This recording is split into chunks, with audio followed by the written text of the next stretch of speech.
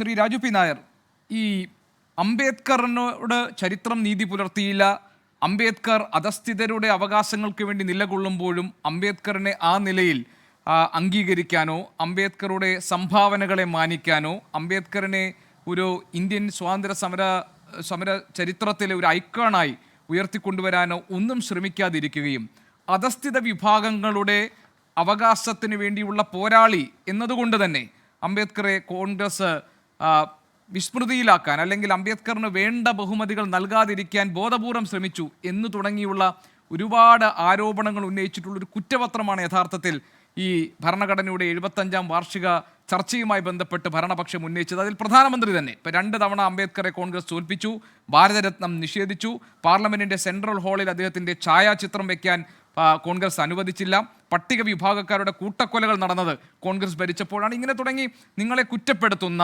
നിരവധി സംഭവങ്ങൾ പറയുകയും ചരിത്രരേഖകൾ പറയുകയും ലേഖനങ്ങളെ ഉദ്ധരിക്കുകയും ഒക്കെ ചെയ്തു ഈ സഭാ സമ്മേളന കാലയളവിൽ.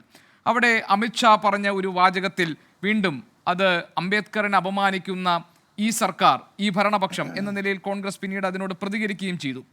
ഈ വിവാദം ബോധപൂർവം സൃഷ്ടിക്കപ്പെട്ടതാണ് എന്ന് കോൺഗ്രസ് കരുതുന്നുണ്ടോ? പാർലമെന്റിലെ നടപടിക്രമങ്ങൾ തടസ്സപ്പെട്ടതിൽ പ്രതിപക്ഷത്തിന് ഒരു പങ്കുമില്ല എന്നാണോ നിങ്ങൾ പറയുക? ഈ പ്രശ്നം വഷളാക്കിയത് ആരാണ്?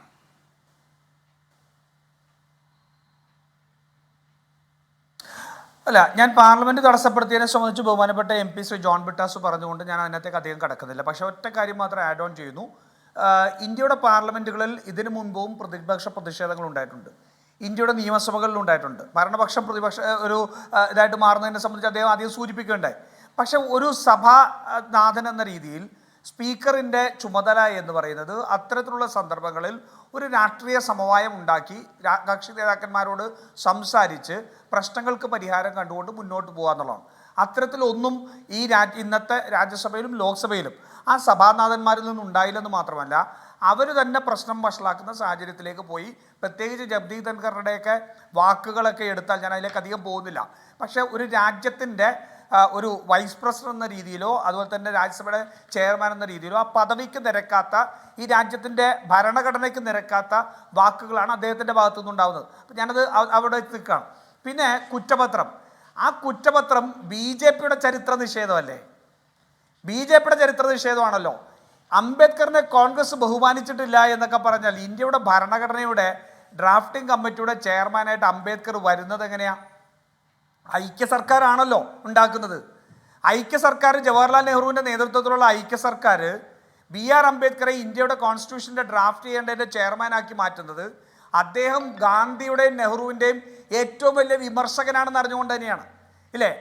അദ്ദേഹം ബംഗാളിൽ നിന്ന് ജയിച്ചു. ബംഗാളിൽ നിന്ന് അവിടെ ജയിച്ചതിന് ശേഷം ഈസ്റ്റ് പാകിസ്ഥാനായിട്ട് മാറി. അങ്ങനെ ഈസ്റ്റ് പാകിസ്ഥാനായിട്ട് മാറി കോൺസ്റ്റിറ്റ്യൂവൻ്റ് അസംബ്ലിയിലെ അംഗത്വം നഷ്ടപ്പെട്ട അംബേദ്കറെ ബോംബെയിൽ കൊണ്ടുവന്ന് മത്സരിപ്പിക്കുന്നത് കോൺഗ്രസിൻ്റെ ടിക്കറ്റിലാണ്. അങ്ങനെയാണ് അദ്ദേഹം കോൺസ്റ്റിറ്റ്യൂവൻ്റ് അസംബ്ലിയിലേക്ക് പിന്നീട് വരുന്നത്. അദ്ദേഹത്തെ ഈ രാജ്യത്തിൻ്റെ ആദ്യത്തെ നിയമമന്ത്രിയാക്കിയതും കോൺഗ്രസ് ആണ്, മനസ്സിലായില്ലേ? പിന്നെ അദ്ദേഹം നെഹ്റു മന്ത്രിസഭയിൽ നിന്ന് രാജിവെച്ചു എന്നുള്ളതാണ് പറയുന്നത്. രാജിവെക്കാനുണ്ടായ കാരണം എന്തായിരുന്നു ഗോപികൃഷ്ണൻ? രാജിവെക്കാനുണ്ടായിരുന്ന കാരണം ഹിന്ദു കോഡ് ബില്ല് നടപ്പിലാക്കാൻ അന്നത്തെ പാർലമെന്റിൽ ആ സമയത്ത് 1952 അത് നടപ്പിലാക്കാൻ ജവഹർലാൽ നെഹ്റു സാധിച്ചില്ല എന്നുള്ളതിൻ്റെ പേരിലാണ് അദ്ദേഹം രാജിവെക്കുന്നത്. ആ ഹിന്ദു കോഡ് ബില്ലിനെ എതിർത്തതാരാ ഗോപികൃഷ്ണൻ? ശ്യാം പ്രസാദ് മുഖർജി ഉൾപ്പെടെയുള്ള RSSും ഹിന്ദു മഹാസഭയും അല്ലേ ഹിന്ദു കോഡ് ബില്ലിനെ എതിർത്തത്? ആ ഹിന്ദു കോഡ് ബില്ലിനെതിരെ പാർലമെന്റിനകത്തും പുറത്തും പ്രക്ഷോഭം നടത്തിയതും അംബേദ്കറുടെ കോലം കത്തിച്ചതും ഈ സംഘടനയല്ലേ? അപ്പോൾ ഹിന്ദു കോഡ് ബില്ല് നടപ്പാക്കാതെ, കാരണം അത് നെഹ്റു ഡ്രാഫ്റ്റ് ചെയ്തതാണ്. നെഹ്റു ഡ്രാഫ്റ്റ് ചെയ്ത് അംബേദ്കർ പൈലറ്റ് ചെയ്ത് കൊണ്ടുവന്ന ബില്ല് ഇന്ത്യയുടെ പാർലമെന്റിൽ എതിർക്കപ്പെടുകയും അത് ബഹുഭൂരിപക്ഷം വരുന്ന ഹിന്ദു സമൂഹത്തിൻ്റെ വികാരങ്ങൾ ഇളക്കിവിട്ട് RSS അതിന് പ്രക്ഷോഭവുമായിട്ട് പോയപ്പോൾ ആ പാർലമെന്റ് സമ്മേളനത്തിൽ അത് പാസ്സാക്കേണ്ട എന്നുള്ളൊരു നിലപാട്, അല്ലെങ്കിൽ അതൊന്ന് പിന്നോട്ട് വലിഞ്ഞതിനെ എതിർത്തുകൊണ്ടാണ് അംബേദ്കർ രാജിവെക്കുന്നത്. പക്ഷെ അതിനുശേഷം വന്ന ജവഹർലാൽ നെഹ്റു തന്നെ ഈ ഹിന്ദു കോഡ് ബില്ല് 4 ബില്ലുകളായിട്ട്, സക്സഷൻ ആക്ട് ഉൾപ്പെടെ 4 ബില്ലുകളായിട്ട് അത് പാസ്സാക്കി. 58-ൽ അംബേദ്കർ അതിന് നെഹ്റുവിനെ പ്രശംസിച്ച് പറയുന്നുണ്ട്, ഇല്ലേ? അപ്പോൾ ഇത്രയും ചരിത്ര സത്യങ്ങൾ നിൽക്കുമ്പോൾ ഈ രാജ്യത്ത് അംബേദ്കറൈറ്റ് നയങ്ങൾ നടപ്പിലാക്കിയ സർക്കാരുകളെ, കോൺഗ്രസിന്റെ സർക്കാർ എങ്ങനെയാണ് പട്ടികജാതി വിഭാഗത്തിന് റിസർവേഷൻ ഉണ്ടായത്? എന്തായിരുന്നു BJPയുടെയും RSSന്റെയും സംവരണ നയം? എന്തായിരുന്നു?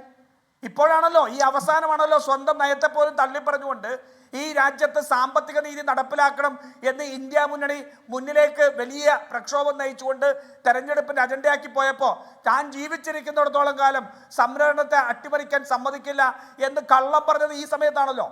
ഈ ചരിത്രകാലം മുഴുവൻ അംബേദ്കറുടെ ആശയങ്ങളായിട്ടുള്ള ഇന്ത്യയിലെ പട്ടികജാതി വിഭാഗങ്ങൾക്ക് അവർക്ക് അർഹിക്കുന്ന പരിഗണന, ഇക്വിറ്റബിൾ ഡിസ്ട്രിബ്യൂഷൻ നടത്തണമെന്ന് ആവശ്യപ്പെട്ടുകൊണ്ട് സംവരണം നടപ്പാക്കിയപ്പോൾ ആ സംവരണ നയത്തിനെതിരായിട്ട് നിന്നത് കാലാകാലങ്ങൾ RSS അല്ലേ?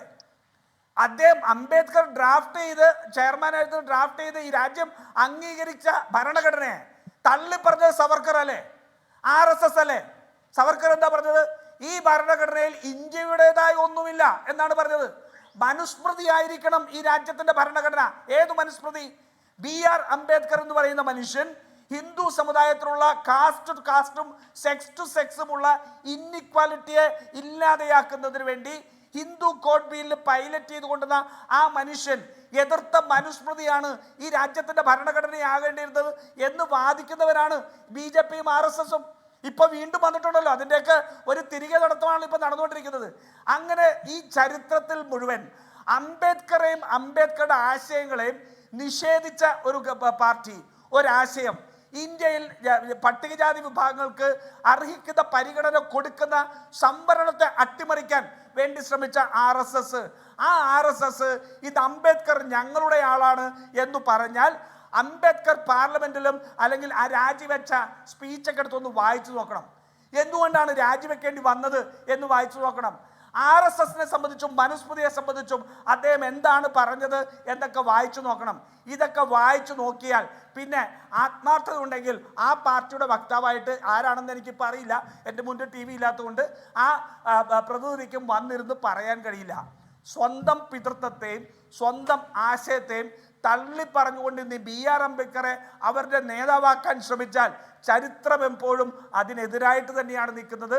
ചരിത്രത്തിൽ BR അംബേദ്കറുടെ ആശയങ്ങളെ അട്ടിമറിച്ച ആശയത്തിൻ്റെ പേരാണ് ഹിന്ദുത്വ രാഷ്ട്രീയം. ആ ഹിന്ദുത്വ രാഷ്ട്രീയത്തിൻ്റെ വക്താക്കൾ അംബേദ്കറുടെ ഭാഗത്തേക്ക് എത്താൻ നോക്കുന്നത് ഒരു കാരണവശാലും ചരിത്രത്തിൽ നീതീകരിക്കാൻ കഴിയുന്ന ഒന്നല്ല. അതുകൊണ്ട് അംബേദ്കർ അല്ല ഇവിടുത്തെ പ്രശ്നം. ഇവിടുത്തെ പ്രശ്നം ഇന്ന് ഈ ഇന്ത്യയുടെ പാർലമെന്റിൽ ഈ ചരിത്രത്തെ മുഴുവൻ അട്ടിമറിച്ചുകൊണ്ട് ഇന്നത്തെ ജനതയെ വഴിതിരിച്ചുവിടാൻ വേണ്ടി നടത്തുന്ന ശ്രമങ്ങളുടെ ഭാഗമാണ്. കാരണം കഴിഞ്ഞ തെരഞ്ഞെടുപ്പിൽ ഇവർക്ക് മനസ്സിലായി ഇന്ത്യയിലെ ബഹുഭൂരിപക്ഷം വരുന്ന പിന്നോക്ക പട്ടികജാതി വിഭാഗങ്ങൾ കോൺഗ്രസും ഇന്ത്യ മുന്നണിയും മുന്നോട്ട് വെച്ച സാമ്പത്തിക നീതി എന്നുള്ള രാഷ്ട്രീയത്തിലേക്ക് എത്തിയിരിക്കുന്നു. ജാതി സെൻസസ് നടത്തണം എന്നുള്ളത് ഈ രാജ്യത്തിന്റെ ആവശ്യമായി മാറുന്നു. ജാതി സെൻസസ് നടത്തിയാൽ ഈ രാജ്യത്തെ പട്ടികജാതി വിഭാഗങ്ങളുടെ കണക്കെടുത്താൽ, പട്ടികവർഗ വിഭാഗങ്ങളുടെ കണക്കെടുത്താൽ, പിന്നോക്ക ജാതികളുടെ കണക്കെടുത്താൽ ഇതെല്ലാം കഴിയുമ്പോൾ അർഹിക്കാത്ത വലിയ ഒരു പരിഗണന ഇന്ന് ലഭിച്ചുകൊണ്ടിരിക്കുന്നത് ഈ സവർണ ഹിന്ദുത്വത്തിൻ്റെ കയ്യിലാണ്. അതേസമയം ഈ രാജ്യത്തിൻ്റെ രാജ്യത്തിൻ്റെ വിഭവങ്ങളിൽ മറ്റുള്ളവർക്ക് അർഹിക്കുന്ന പരിഗണന ലഭിച്ചിട്ടില്ല എന്നുള്ള സത്യം പുറത്തു വരും. അത് അംബേദ്കറൈറ്റ് ആശയമാണ്. ജാതി സെൻസസ് നടപ്പാക്കി ഈ എന്താ പറയുക ഇക്വിറ്റബിൾ ഡിസ്ട്രിബ്യൂഷൻ നടത്തുക എന്നുള്ളത് അംബേദ്കറൈറ്റ് ആശയമാണ്. ആ അംബേദ്കറൈറ്റ് ആശയത്തെ ഈ 2024 തെരഞ്ഞെടുപ്പിൽ പോലും എതിർത്തവർ, ആ എതിർത്തവർ ഇന്ന് അംബേദ്കറെ സ്വന്തമാക്കാൻ ശ്രമിക്കുന്നത് ചരിത്രത്തോട് പല്ലിളിച്ച് കാണിക്കുന്നതിന് തുല്യമാണ്.